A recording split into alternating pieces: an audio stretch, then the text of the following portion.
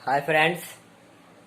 और आज हम ट्रांजिस्टर में जितने भी ट्रांजिस्टर के रीजन होते हैं, जैसे active region, saturated region, cut off region और इन्वर्टेड रीजन, तो ये सारे रीजन आज हम एक एक करके सभी के बारे में समझेंगे। जैसे कि हमने पिछली वीडियो में ट्रांजिस्टर के कॉन्फ़िगरेशन के बारे में पढ़ रहे थे और ट्रांजिस्टर के कॉन्फ़िगरेशन में हमने कॉमन बेस कॉन्फ़िगरेशन पढ़ लिया था। ठीक है दोस्तों, तो आज हम उसके आगे पढ़ेंगे। कॉमन बेस तो हमने कंप्लीट कर ही लिया था, बट उसमें जो कुछ आउटपुट कैरेक्टरिस्टिक्स के जो रीजन आए थे वो रीजन मुझे समझाने थे, मैंने बोला था। तो मैं आज एक एक करके सारे रीजन समझा देता हूँ। तो सबसे पहले यहाँ पे ट्रांजिस्टर में जो रीजन होते हैं वो 4 रीजन होते हैं। वो कौन कौन से होते हैं मैं बता देता हूँ। एक्टिव रीजन, दूसरा होता है cut off region, cut off region, तीसरा होता है सैचुरेटेड रीजन, ठीक है, सैचुरेटेड संतृप्त अवस्था, ठीक है। इसके बाद चौथा होता है इन्वर्टेड रीजन, इन्वर्टेड रीजन। तो दोस्तों, तो ट्रांजिस्टर में जो रीजन होते हैं आउटपुट एरिया, आउटपुट कैरेक्टरिस्टिक्स में, वो ये 4 रीजन होते हैं। तो सबसे पहले मैं आपको एक एक करके सारे एक्सप्लेन करता हूँ। कब एक्टिव रीजन बोलेंगे, कब कट ऑफ रीजन कहेंगे, कब हम सैचुरेटेड रीजन कहेंगे और इन्वर्टेड, और इसको हम आउटपुट कैरेक्टरिस्टिक्स के डायग्राम में भी समझेंगे। ठीक है, ओके। तो स्टार्ट करते हैं एक्टिव रीजन। तो सबसे पहले मैं किसी भी ट्रांजिस्टर का एक क्या कर रहा हूँ, आउटपुट कैरेक्टरिस्टिक्स बना ले रहा हूँ।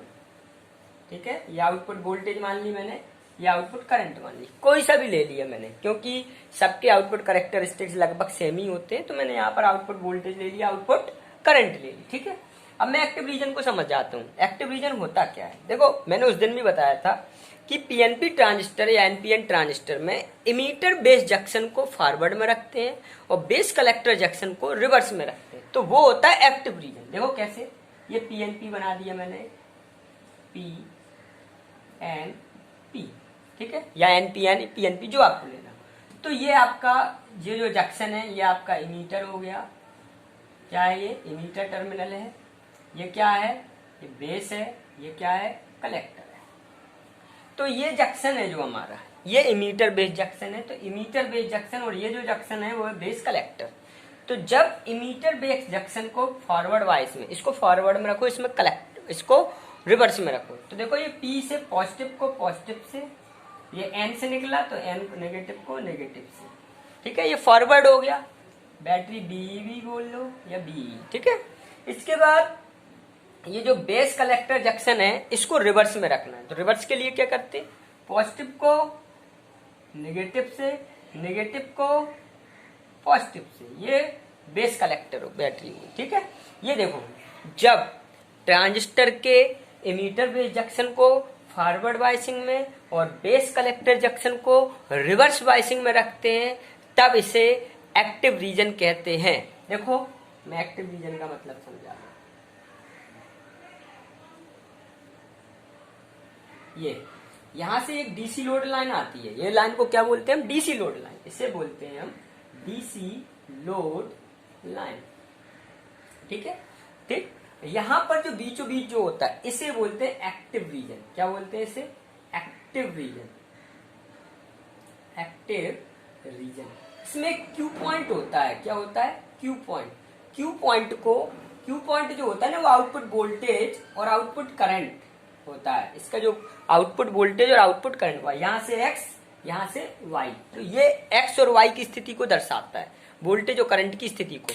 तो ये जो क्यू पॉइंट होता है इसे ऑपरेटिंग पॉइंट बोलते हैं। क्यू को बोलते हैं ऑपरेटिंग पॉइंट, क्यूजिएंट पॉइंट, या तो ऑपरेटिंग पॉइंट बोलेंगे या क्यूजिएंट पॉइंट बोलेंगे। और यही क्यू पॉइंट हम ट्रांजिस्टर के बीच में जब सप्लाई देते हैं, ये देखो मैंने यहाँ पर सप्लाई दी, बेस इमीटर के बीच में ये सप्लाई दी, बेस कलेक्टर के बीच में ये सप्लाई दी। तो जब अपन सप्लाई देते हैं तो Q point DC load line पर खिसकता है, और जब क्यू पॉइंट बीचों बीच आ जाता है, और बीचों बीच कब आएगा, जब इमीटर बेस जंक्शन फॉरवर्ड में, बेस कलेक्टर जंक्शन रिवर्स में होता है, तब वह क्यू पॉइंट एक्टिव रीजन में आ जाता है। तो इस रीजन को बोलते हैं एक्टिव रीजन, और इस रीजन में ट्रांजिस्टर ऑपरेट हो जाता है।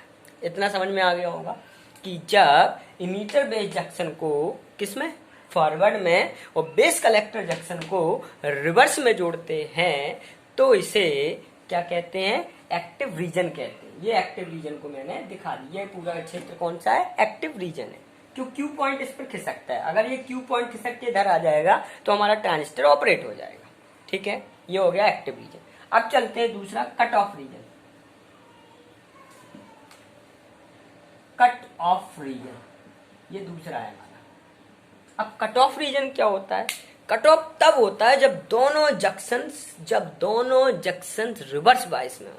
जब दोनों जंक्शन रिवर्स बायस में हो, देखो ये भी रिवर्स में होने चाहिए और ये भी रिवर्स में होने चाहिए। ठीक है, तो देखो पॉजिटिव को नेगेटिव से, देखो पॉजिटिव को नेगेटिव से, नेगेटिव को पॉजिटिव से, बताओ रिवर्स हो गया।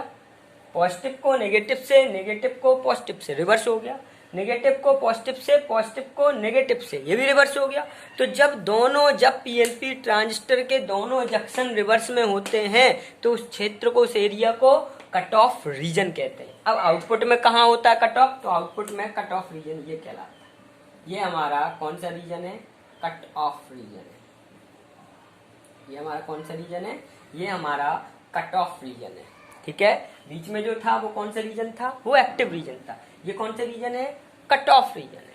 ठीक है, इतना समझ में आ गया। ठीक, अब तो कट ऑफ रीजन किसे कहते हैं, जब ट्रांजिस्टर के दोनों जंक्शन रिवर्स बायस में हो। देखो पॉजिटिव को नेगेटिव से, नेगेटिव को पॉजिटिव से, नेगेटिव को पॉजिटिव से, पॉजिटिव को नेगेटिव से, दोनों रिवर्स में हो गए।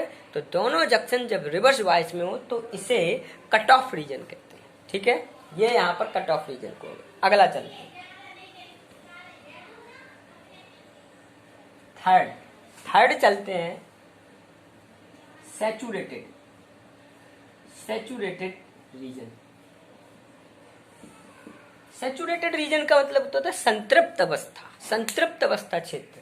संतृप्त का मतलब क्या होता है ये समझो। जैसे एक अपन लोगों का एक लिमिट होती है कि इस एज तक अपनी जो लंबाई होगी वो बढ़ेगी, है ना। फिर अगर आपकी लंबाई मान लो 22 साल तक बढ़ी, ठीक है, फिर आप चाहे कितनी भी रोटी खाओ, कितना भी खाना खाओ, लेकिन लंबाई फिर आपकी सैचुरेटेड हो गई। एक अवस्था पे जाके वो रुक जाएगी। ये नहीं कि आप ज्यादा खाना खाओगे लंबाई बढ़ती चली जाएगी, बढ़ती चली, ऐसा कुछ नहीं होगा। एक एज लिमिट के बाद 22 साल 21 साल में आपकी एक हाइट बढ़ेगी। बढ़ने के बाद फिर आपकी हाइट नहीं बढ़ेगी, यानी कि वो हाइट जो थी वो सैचुरेटेड हो गई। अब आप चाहे कितना भी खाइए, कितना भी कुछ करिए, लेकिन फिर हाइट नहीं बढ़ेगी। इसे बोलते हैं सैचुरेटेड अवस्था। इसी तरह सैचुरेटेड होता कब है, जब दोनों जंक्शन फॉरवर्ड बायस में होते हैं। पॉजिटिव को पॉजिटिव से, नेगेटिव को नेगेटिव से। फॉरवर्ड हो गया, ये फॉरवर्ड हो गया, फॉरवर्ड हुआ ना, पॉजिटिव को पॉजिटिव से, नेगेटिव को नेगेटिव। इसको भी फॉरवर्ड में करो, नेगेटिव को नेगेटिव से, पॉजिटिव को पॉजिटिव से, ये भी क्या हो गया, फॉरवर्ड हो गया। तो जब ट्रांजिस्टर के दोनों जंक्शन फॉरवर्ड बायस में होते हैं तब इसे सैचुरेट रीजन कहते हैं। और सैचुरेट रीजन कहाँ होता है मैं आपको बता दूं, ये जो एरिया है यहाँ से लेके यहाँ तक, ये जो एरिया है ये एरिया आपका सैचुरेटेड रीजन होता है, सैचुरेटेड रीजन होता है। ठीक है, ये जो एरिया है ये क्या कहलाता है, सैचुरेटेड रीजन होता है। ठीक है, तो जब ट्रांजिस्टर के दोनों जंक्शन फॉरवर्ड बायस में होते हैं तब इसे सैचुरेटेड रीजन कहते हैं। ठीक, आगे लास्ट,